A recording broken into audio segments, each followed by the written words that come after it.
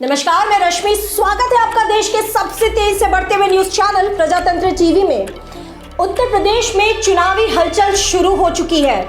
BJP के विधायक योगी आदित्यनाथ से काफी नाराज दिख रहे हैं। क्या होगा पूरा समीकरण, आइए दिखाते हैं आपको पूरा विश्लेषण। हमारे ब्यूरो चीफ अभिषेक शर्मा हमारे साथ जुड़ चुके हैं। अभिषेक जी, जैसा कि हम देख रहे हैं, उत्तर प्रदेश में सियासी हलचल देखने को मिल रही है। चुनाव आने वाले हैं और बीजेपी के विधायक काफी नाराज दिख रहे हैं योगी आदित्यनाथ से।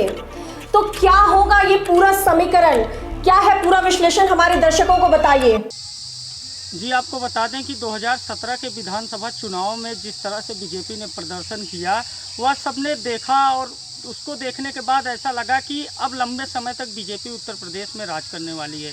325 सीटें जीतना और सारे समीकरण को ध्वस्त कर देना। जिस तरह से कांग्रेस और सपा का गठबंधन हुआ था, दो युवा साथ में साइकिल पर निकले थे, उसको भी ध्वस्त कर दिया बीजेपी ने और 325 सीटें जीती।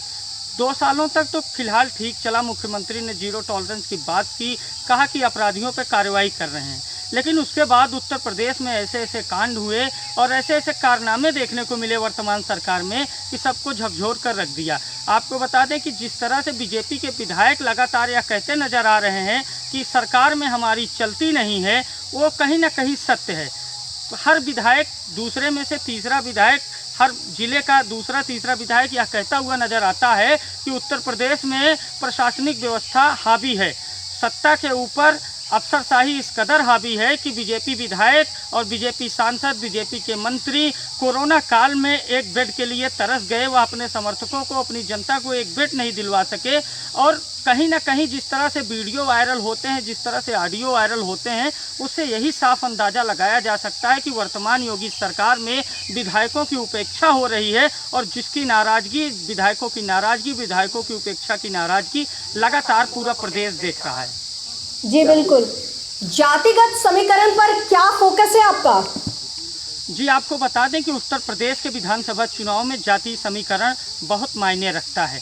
आपको बता दें कि ब्राह्मण और ठाकुर जो 2 जातियां ऐसी हैं, सवर्ण जातियां, जिन्होंने भाजपा में वोटिंग की, लेकिन उसके बाद जो बैकवर्ड जातियां थी उसको साधने के लिए केशव मौर्य जैसे पिछड़ों के बड़े नेता को लगाया गया।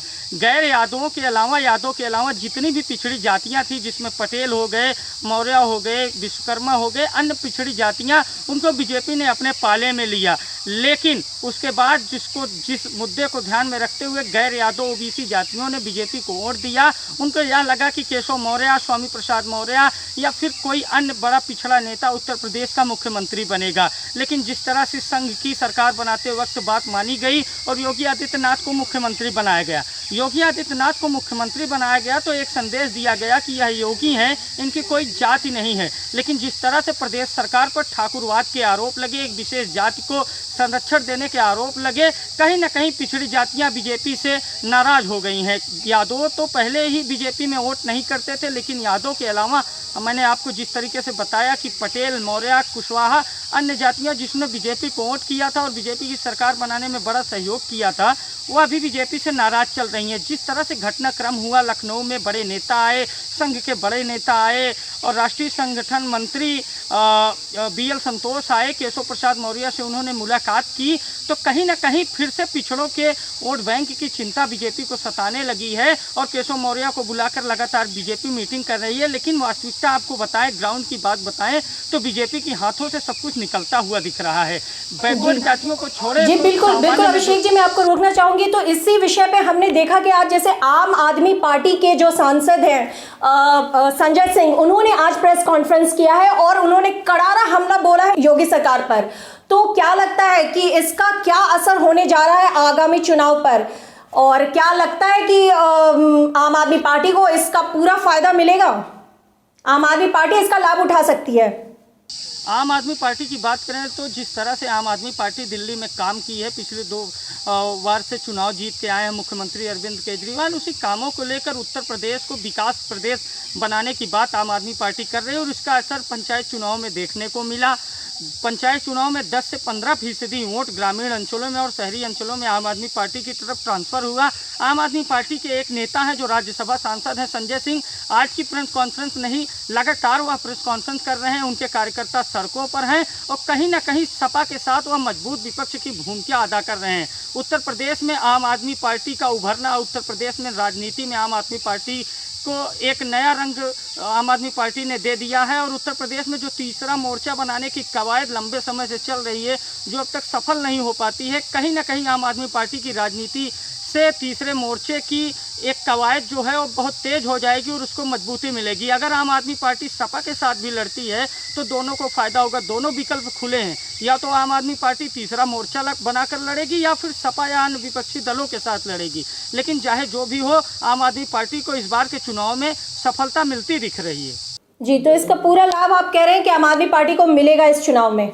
और अभिषेक जी, ये देखने को मिला है कि जो चुनाव होते हैं उत्तर प्रदेश में वे जातिगत होते हैं और उन जाति का काफ़ी हम प्रभाव देख सकते हैं। तो क्या इस दृष्टिकोण से आम आदमी पार्टी सफल हो पाएगी जातिगत समीकरण पर? जी, इसमें दो बातें हैं, मैं आपको बताना चाहता हूं रश्मि जी। पहली बात तो यह है कि जिस तरह से 2012 में अखिलेश यादव की अगुवाई में जब अखिलेश यादव ने समाजवादी पार्टी का प्रचार किया, जो प्रचंड लहर सपा की थी वह कहीं न कहीं जातीय मुद्दे से हटकर विकास की थी। जैसे उन्होंने युवाओं को बेरोजगारी भत्ता, युवाओं को लैपटॉप देने की बात कही थी, तो कोई जाति, कोई धर्म, कोई मजहब नहीं, सबने बढ़ चढ़ कर समाजवादी पार्टी को वोट दिया था और समाजवादी पार्टी की प्रचंड सरकार बनी थी। रही बात जातीय समीकरण की, तो अब पार्टियां बहुत ही सतर्क हो गई हैं। पार्टियों को भी लगता है कि उत्तर प्रदेश में राजनीति करनी है तो दो तरीके से हो सकती है।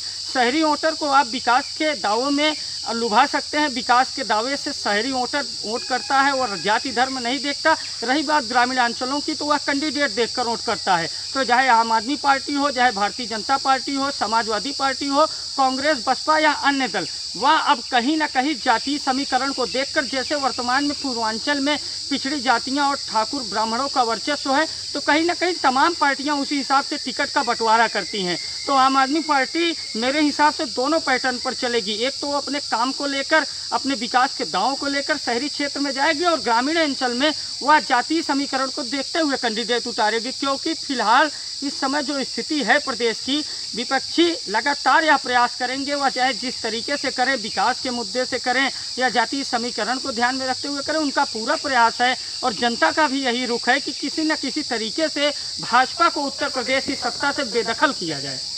जी, तो पूरी तरह से नाराज दिख रही है भाजपा से आम जनता भी। जिस तरह की कुव्यवस्था देखी गई कोरोना की दूसरी लहर में, तो योगी आदित्यनाथ के लिए एक बहुत बड़ी चुनौती सामने नजर आ रही है। जी, योगी आदित्यनाथ के लिए बड़ी चुनौती इसलिए है कि योगी आदित्यनाथ अपने अफसरों पर ज़्यादा भरोसा करते हैं। उन्हें अपने विधायकों की, अपने कार्यकर्ताओं की, अपने सांसदों की चिंता नहीं है। अफसर उन्हें अगर बताते हैं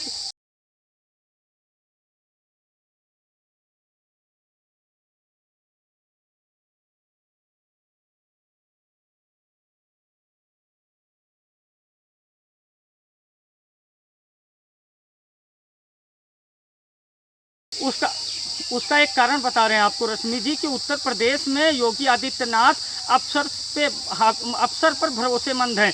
ये अफसरशाही एक ऐसी घुट्टी होती है रश्मि जी कि हर सरकार को मटिया मेट करने में यह काफ़ी होती है। बसपा सरकार का भी नुकसान इसी अफसरशाही ने किया था, सपा सरकार का भी नुकसान इसी अफसरशाही ने किया था और बीजेपी का भी नुकसान यही अफसरशाही कर रही है। क्योंकि अफसरों को जब लगाते हैं योगी आदित्यनाथ और जानना चाहते हैं कि प्रतापगढ़, इलाहाबाद, सुल्तानपुर, लखनऊ में क्या हालात हैं, तो अफसर बताते हैं कि सब चंगा सी, यानी कि सब कुछ ठीक है। तब चाहे विधायक रोना रोए, चाहे सांसद रोना रोए, लेकिन जिसको भरोसा अपने अफसरों पर है।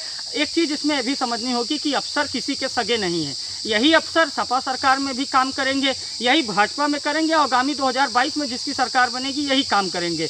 तो सब कुछ चंगा सी के भरोसे अगर योगी आदित्यनाथ रहते हैं तो जो कुछ बची खुची लुटिया है भाजपा की, वो अभी डूबनी तय है। जी, बहुत बहुत धन्यवाद अभिषेक जी हमारे साथ जुड़ने के लिए और पूरे विश्लेषण के लिए।